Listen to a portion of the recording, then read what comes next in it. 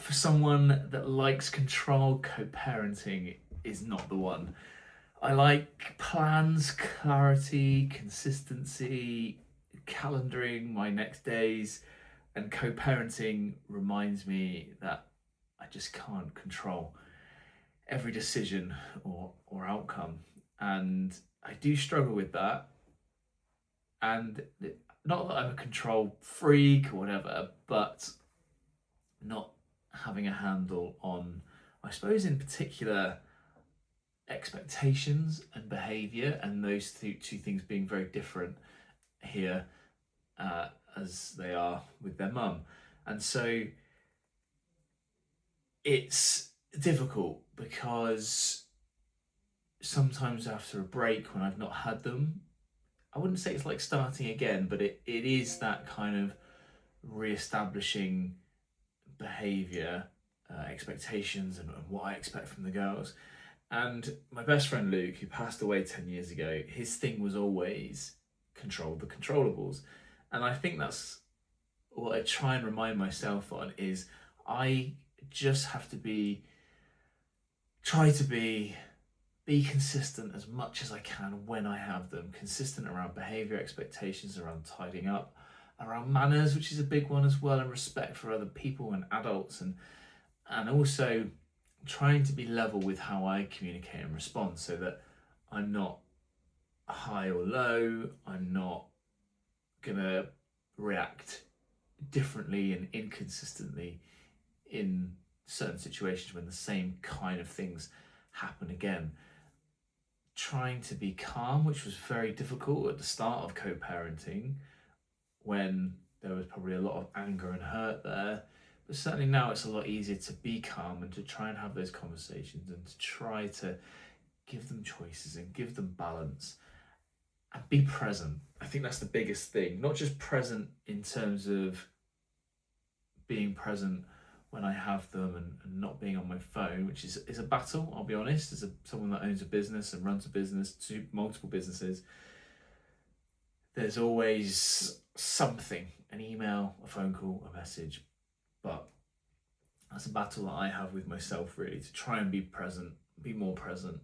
Um, but showing up, being where the girls expect me to be, picking them up, um, and being that constant in their lives. And while sometimes it's draining, being the nagging voice, perhaps, I'm hoping that long term that will benefit. And yeah, just the emotions with that, sometimes reflecting and thinking, well, it's not personal to me, and just being that constant, not necessarily fighting for control, because that can create more frustration for me. And the weekend just gone, I was at a funeral, Becky's mum, in Brighton. A hugely emotional weekend. I'm fortunate enough to have both parents, so I don't know that loss, although I have lost people, Luke, as I mentioned. But I think it's important that I think sometimes as humans we want to fix things. We want to be someone comes to you with a problem or just wants to vent. Our instinct is to give our take on it and our experience and how we would have handled it, or try this, try that, when actually sometimes it's just being there for somebody and just giving them space, sitting with them, and that holding that space for somebody, and being there for them, because we all know what it's like, right? Where you sometimes you just want to go, fucking, I'm pissed off, and you just want someone to listen to you. You don't need their advice. You just want them to go, yeah, I understand. Like, just it's not like just to kind of agree with you, just to hold that space for you while you get it out of your system. Same with anger, same with emotion, same with sadness. Sometimes people will want advice, but sometimes, more often than not, they won't. And I think it's quite a unique ability to be able to just sit with someone, hold space for them, and let them do through what they need to do to process whatever emotion it is that they're going through. And that presence,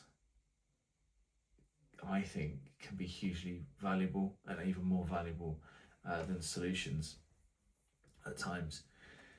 That said, those situations where you don't have control, situation that I absolutely do have control with, it is business. And I put a post on about the sports premium news recently and how hard that's hit us, other people in the sector as well. And I am angry about it because it's come very late in the academic year with very little notice for schools to sort out budgets, etc. And also with no real guidance and clarity on what that means for coaching companies like us at Inspired Schools. That's another point. But what it has done is how enabled me to lean into the controlling nature that I can have in certain situations. And a head teacher teased me in a meeting only yesterday where I started to go through some ideas that I've got for Inspired Schools and things that we can do to help schools. And what we've been doing is been on a bit of a mission to go and meet schools and understand what they're going through, what pain points they're still going to have in the future, and how can we continue to support like we did during COVID times. How can we support now? And I presented to her 3 different things that we're looking at the moment. And she teased me about my ADHD, which I don't know if I have. I don't know. I'm not too worried if I do or don't. But she teased me, and then I thought, actually, well, that's probably one of my superpowers in business, that my brain can go into overdrive and I can see the wood through the trees and opportunities. And that, coupled with my ability to listen, to hold space, to understand, that yes, it can be exhausting for people. And Kirsty, as our manager at Inspired Schools, probably thinking, oh my God, he's off again. But I know that with the changes that are coming, or already happened, because some trusts have already acted upon even though they shouldn't have done yet, the ability to pivot, to tweak, to be agile in the current environment will put us in good stead. So different examples there, I suppose, from my week, where 2 things that I can't control, but I believe that I've handled well in sitting with it and being consistent, being present, and something else where I can control what we do as a company and acting on it, being agile. So yeah, that's my week. So I would encourage you to just think about, what things are you currently trying to control that you can't. Maybe you can influence them, but you can't control them.